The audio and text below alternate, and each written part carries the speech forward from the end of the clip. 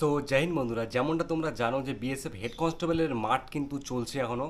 আর যারা যারা মাঠ পাস করেছো তাদের জন্য তো অসংখ্য শুভেচ্ছা রইলো ভাই। আর যারা করতে পারোনি তারা মন ছোটো করো না, সামনের বছর আবার হবে, কোনো অসুবিধা নেই।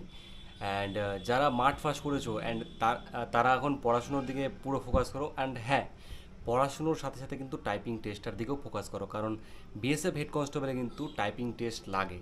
সো টাইপিং টেস্ট তোমরা কোথায় করবে, কীভাবে করবে অ্যান্ড কোনটা করলে বেস্ট হবে, সো এই নিয়ে আমি একটা ভিডিও বানিয়েছি। এখানে নিচে ডিসক্রিপশন মানে এখানে লিঙ্ক দেখতে পাচ্ছ, এই লিঙ্কে ক্লিক করো।